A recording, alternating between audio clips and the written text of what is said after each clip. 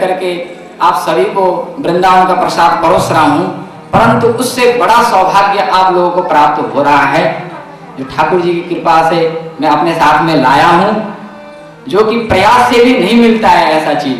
कहते हैं ना हीरा, हीरा ढूंढने से नहीं मिलता है, बड़ी मुश्किल से मिलता है। ऐसे हीरा जो है मुझे प्राप्त हुआ है वृंदावन में वास करते हुए। परमात्मा की कृपा हुई। जब परमात्मा की कृपा होती है तो सबसे पहले सत्संग की प्राप्ति और संतों का दर्शन होता है। जीवन में यदि किसी को संतों का दर्शन हो जाए, सत्संग मिल जाए, तो समझ लेना भगवान आपसे प्रसन्न है। आपने यज्ञानुष्ठान किया परंतु सत्संग नहीं मिला, संतों का दर्शन नहीं, तो समझ लेना आपका जीवन व्यर्थ चला गया। संत भी बहुत मिलेंगे आपको, परंतु संत कैसे पहचाने कि संत है या नहीं है। अब कोई चोर ही पुलिस के वेश में आ जाए तो बड़ा कठिन कार्य हो जाता है कि असली में पुलिस है या कोई और है, तो कैसे पहचाने। उनके लक्षण होते हैं, तो ऐसे संतों के लक्षण होते हैं। कपिल देव जी महाराज ने लक्षण बताए हैं। तितिक्षवः कारुणिकाः सुहृदः सर्वदेहिनां अजातशत्रवः शान्ताः साधवः साधुभूषणाः।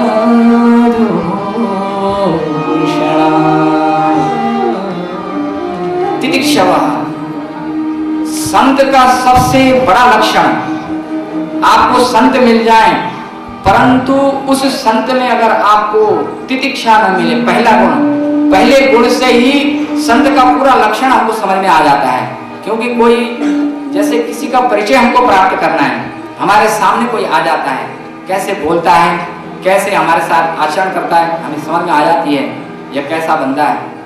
इसी प्रकार कोई संत आपके सम्मुख आए, कोई सज्जन व्यक्ति आए, कैसे पहचाने कि यह सज्जन है। तितिक्षवा, सहनशील। यदि सहनशील है समझ लेना वो संत है, सहनशील नहीं है, सहन नहीं कर सकता है, समझ लेना वो संत नहीं है। परंतु संतों में भी कई भेद होते हैं।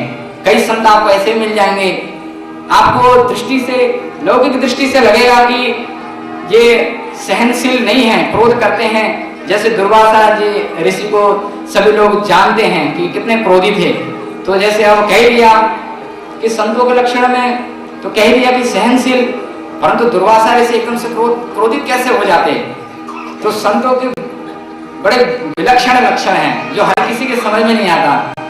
तो ये जो होता है, अगर कोई विवेकी नहीं होगा तो फंस जाएगा। ऐसा इसलिए होता है, कई संत होते हैं भगवान की आज्ञानुसार कार्य करते हैं। हम दुर्वासा ऋषि जी को हम देखते हैं कि क्रोधी थे, परंतु क्रोध उनका क्रोध नहीं था, ये भगवान अंतर आत्मा में विराजमान होकर के कोई लीला करना चाहते हैं तो उसके माध्यम से वो कर रहे हैं। क्यों? जैसे किसी के ऊपर क्रोध किया, उससे दो शिक्षा हमको मिली। एक, संत का अपमान नहीं होना चाहिए, श्राप दे देते हैं। एक ही मिल गया कि संत का अपमान करने से दुख मिलता है। दूसरा, ये श्राप जिसको दिया वो श्राप कभी भी विफल नहीं गया, श्राप की सार्थकता सिद्ध हुई। किसी को भी श्राप मिला हो, किसी भी प्राण का कोई भी आप प्रसंग ले लीजिए, श्राप के उपरांत उसकी मुक्ति अवश्य हुई है। और मुक्ति किसके हाथों से हुई है? परमात्मा के हाथों से। तो परमात्मा की बड़ी अजब सी लीला है। हम जैसे साधारण जीव उनकी लीला को समझ नहीं पाते हैं, इसलिए हम भगवान को दोष देते हैं, संतों में दोष देते हैं, ब्राह्मणों में दोष देते हैं, परंतु दृष्टि को सुधारना है। तो ऐसे ही मेरा परम सौभाग्य कि वृंदावन में जाकर के ऐसे ही इन गुणों से, इन लक्षणों से युक्त परम संत जी का दर्शन मुझे प्राप्त हुआ, उनका सानिध्य मिला। और आज मंच पर मैं बैठा हूँ तो उनकी एक छोटी सी कृपा दृष्टि के फलस्वरूप ही इस मंच पर बैठने का बड़ा अधिकारी बन पाया हूँ। तो ऐसे संत हमारे मंच पे विराजमान हैं, केशवदास जी महाराज। वैसे संत लोग कहीं जाते नहीं हैं, तो संत होते हैं बड़े लचीले होते हैं, शर्माते हैं, संकोची होते हैं, तो कहीं जाना उनका बनता नहीं है, प्राय गुप्त रूप से साधना करते हैं। तो हमारे संत जी भी ऐसे गुप्त रूप से साधना करते हैं, परंतु अब एक प्रेम बना हुआ है तो नकार नहीं सके। किया कि हमारा तो कल्याण हो गया, परंतु जो हमारा परिवार है उसका भी कल्याण हो जाए, तो फिर ना नहीं की। संतों की यही सबसे बड़ी विलक्षणता होती है कि पहले तो किसी से प्रेम होता नहीं, और प्रेम हो गया तो फिर छोड़ते नहीं है। तो ऐसे ही जो है आपने जो हमारे ऊपर प्रेम किया, तो आपने जो है हमारी आज्ञा को स्वीकार कर लिया। और भैया जितेंद्र जी का भी कितना बड़ा सौभाग्य, आप लोगों को सौभाग्य तो मिल गया कि आज दर्शन हुए, परंतु जितेंद्र जी भैया ये जब भी जाते एक चक्कर जरूर वहां पे लगता कि चलिए संत जी के पास आए। पहले कोई मतलब नहीं होता था, लेकिन एक बार जब दर्शन हो गया, दर्शन होने के बाद में ऐसी अंतरात्मा में करुणा जाग गई, ऐसी कृपा हो गई कि वृंदावन जब तक ना जाए तो खाए हुआ पछता नहीं, और जब तक संतों के दर्शन ना कर ले तब तक मन मानता नहीं। तो ये सौभाग्य, ये सबसे बड़ा सौभाग्य होता है। तो ये सौभाग्य आप सभी को प्राप्त हुआ कि श्रीमद् भागवतामृत तो है, परंतु संतों को जैसे आज मैंने प्रातः काले आपको बता दिया था कि संत वाङ्मय स्वरूप होते हैं, भगवान के साक्षात स्वरूप होते हैं। भगवान इतने प्रसन्न पूजा करने से नहीं होते जितने संतों की कृपा मिल जाए, उनका आशीर्वाद मिल जाए, उनका प्यार मिल जाए, तो हमारे मध्य में विराजमान हमारे ऊपर करुणा की है। तो अब ये बखान जितना भी करे कम है, तो हम प्रसंग की ओर चलते हैं। अब श्रीमद् भागवतामृत, ये भागवत क्या है पहले हमको समझना बहुत जरूरी है। प्रायः क्या होता है, हम भागवत कथा सुनते हैं, करते हैं, परंतु भागवत का वास्तविक उद्देश्य क्या है? क्योंकि कोई जैसे फिल्म बनती है तो उस फिल्म का भी एक उद्देश्य होता है, वो भी एक शिक्षा देकर के जाती है वो फिल्म। ऐसे ही पुराण हो, शास्त्र हो, भगवान हो, वाङ्मय स्वरूप हो, इनका एक अद्भुत रहस्य लक्षण होता है। तो भागवत जी का मुख्य तात्पर्य इतना ही है, अगर संक्षिप्त अर्थ में समझा जाए, क्योंकि हम श्रीमद् भागवत जी 12 स्कंद हैं श्रीमद् भागवत जी में, 335 अध्याय हैं, 18,000 श्लोक, और भगवान के संतों के चरित्र से लबालब परिपूर्ण है। ये सब श्रवण करने के उपरांत भी प्रायः समझ नहीं पाते जीव कि आखिर भागवत जी का लक्षण क्या है, भागवत जी का लक्ष्य क्या है। तो लक्ष्य समझना जरूरी है। भागवत जी का, श्रीमद् गीता का एक ही लक्ष्य है, सर्वधर्मान् परित्यज्य मामेकं शरणं व्रज। भगवान सिर्फ एक ही वाक्य कहते हैं, सभी धर्मों को छोड़ करके। धर्म क्या? धर्म विभिन्न प्रकार के हैं, लौकिक धर्म, अलौकिक धर्म, सबको छोड़ के। परंतु छूटेगा कैसे? कर्म करेंगे, करते करते करते जब प्रीति बन जाएगी, कर्म स्वतः छूट जाएंगे। उसके फल स्वरूप हमारा एकमात्र लक्ष्य भगवान तक पहुंचना। आप जितने ही यज्ञानुष्ठान कर्म करवा दीजिए, सबका लक्ष्य एक ही होता है, भगवान तक पहुंचना। वो तो हमारी मति मारी जाती है, हम लोग अल्पज्ञ हैं, हम समझ नहीं पाते हैं, इसीलिए लौकिक कामनाओं के लिए पूजा करते हैं, यज्ञानुष्ठान करते हैं। ठीक है, करना जरूरी है, ये करना भी चाहिए, क्योंकि एक मर्यादा है जब तक। क्योंकि अगर कथा की दृष्टि से लेंगे आप समझ नहीं पाएंगे, कथा तक ही सीमित रह जाएगी, और से बाहर निकलते ही वो सब भूल जाएंगे। तो ये भूलना नहीं है, इसको जीवन में उतारना है।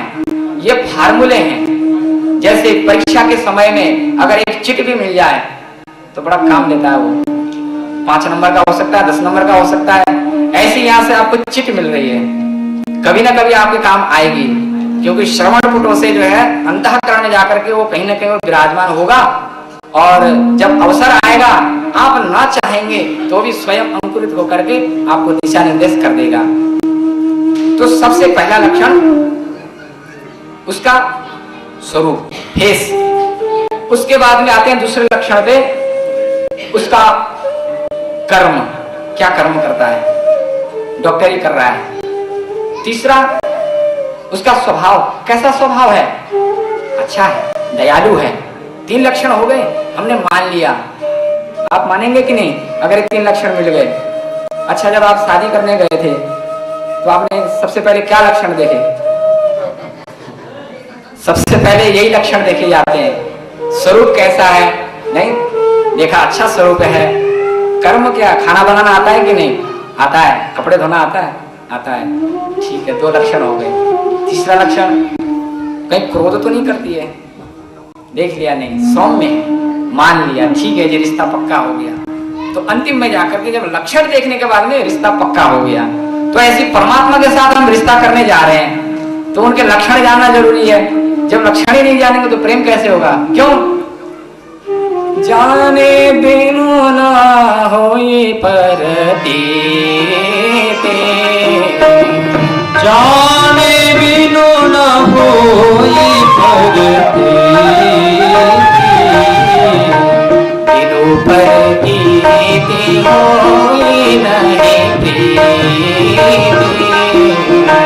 बिनु परती होई नहीं प्रीति, प्रीति बिना नहीं भगति बिनाई, प्रीति बिना नहीं भगति बिनाई, प्रीति बिना नहीं भगति दृढ़ाई, प्रीति बिना नहीं भगति दृढ़ाई, जिन खगपति जल बिनु चिकनाई, जिमि खगवती जल बिनु चिकनाई, प्रीति बिना नहीं भगति दृढ़ाई, प्रीति बिना नहीं भगति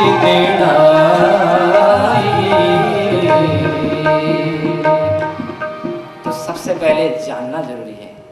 जानेंगे, जाने बिना ना वही प्रतीति, आभास ही नहीं होगा कैसा बंदा है। जान लिया तो प्रीति हो गई, अरे प्रीति हो गई तो भक्ति हो गई। और जब भक्ति एक बार हो जाए उसके बाद आप छोड़ना भी चाहे तो वो छोड़ेगा नहीं, आपको पकड़ लेगा तो छोड़ेगा ही नहीं। तो अब जानना है। तो सर्वप्रथम जो हमारा श्लोक है भागवत जी में जो मंगलाचरण किया है, उसमें एक ही श्लोक में समस्त भागवत जी का सार बता दिया समझने वाले के लिए, ना समझने वाले के लिए कुछ नहीं। कह दिया सच्चिदानंद रूपाय, भगवान का कैसा स्वरूप है? सत्य चित आनंद। अब सत्य चित आनंद का अर्थ क्या है यह भी समझना जरूरी है। सत सत है, चित चित है, आनंद आनंद है, परंतु इसका अर्थ समझे अंदर जाकर। सब हम जानते हैं ईश्वर है, यह सत्य बात है। अब कैसे हम मान लेते हैं? आपसे कोई पूछ ले ईश्वर है, बता कैसे है ईश्वर? हम कैसे मान ले कि ईश्वर सत्य है? तो आप कैसे प्रमाणित करेंगे कि ईश्वर है? उसको यकीन हो जाए कि ईश्वर है। वैज्ञानिकों से यदि हम बात करेंगे, भौतिक दृष्टिकोण वालों से यही कहेंगे प्रकृति अपने आप उत्पन्न होती है, अपने आप सब चीज होता है।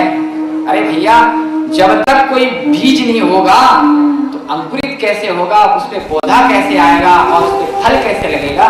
तो बीज तो चाहिए। वो बीज आया कहां से? किसने बनाया वो बीज? बनी बनाई बीज के 10 बीज तो हम बना सकते हैं अपने वैज्ञानिक दृष्टिकोण से, परंतु जो एक दाना आया वो दाना कहां से बन के आया? आपने आम देखा है भली प्रकार से, आपने गौर भी किया है कि आम के अंदर एक कीड़ा बैठा रहता है। उस आम में कीड़ा बाहर से कहीं से नहीं आया, उस पे छिद्र भी नहीं है, बंद है। और जब उसको काटते हैं अंदर एक कीड़ा होता है, रेंगता है, उसमें भी प्राण शक्ति है। अब उस आम के अंदर हवा कहां से गई? वो सांस कहां से ले रहा है? वो कीड़ा कैसे उत्पन्न हो गया अंदर? ठीक है, वैज्ञानिक लोग कह देंगे फार्मूले जोड़ करके ऐसे सिद्ध हुआ। अब प्राण कहां से आया? इसको किस फार्मूले से सिद्ध करें? सबसे बड़ी चीज तो प्राण है। प्राण कोई इंसान बना नहीं सकता है, शरीर बना देगा, परंतु उसके अंदर प्राण कौन डालेगा? आम के अंदर जो कीड़ा बैठा हुआ है, उस कीड़े में भी एक चेतना है। वो चेतना कहां से आएगी? तो यह सत्य है कि वो चेतना हमारी शक्ति से परे जो महान शक्ति है, उस शक्ति ने उसमें जो है चेतना डाल दी है। वो शक्ति हमको दिखाई नहीं देती है, दिखाई देगी, परंतु जब तक अर्जुन की तरह कोई बन नहीं जाएगा तब तक उसको दृष्टि मिलेगी नहीं। और जब तक दृष्टि मिलेगी नहीं तो दिखेंगे कैसे? इसलिए अधिकारी होना जरूरी है। भागवत जी में बार बार वर्णन आता है कि अधिकार से रहित जीव को ज्ञान देना नहीं चाहिए, क्यों? उसका दुरुपयोग करता है। तो भगवान भी उसी को ही जनाते हैं जो योग्य हो, और जो एक बार भगवान को जान लेता है तो भगवान ही हो जाता है। सोई जाने जही एहो जनाए, सोई जाने जही सोई जाने जही एहो जनाए, सोई जाने एहो जनाए। जानत तुम्हारी तुम्हारी होई जाए, जानत तुम्हारी होई जाए। तो सोई जान ही जई देहु जनाए। भगवान जब तक स्वयं न जना दे, अपनी सामर्थ्यता से नहीं, भगवान स्वयं जनाते हैं। कब जनाएंगे? जब अधिकार मिलेगा हमको, हम अधिकार से संपन्न हो जाएंगे। वो अधिकार की प्राप्ति कब होगी? जब हम कुछ कर्म करेंगे। सुबह हम उठते नहीं, स्नान करते नहीं, मंदिर जा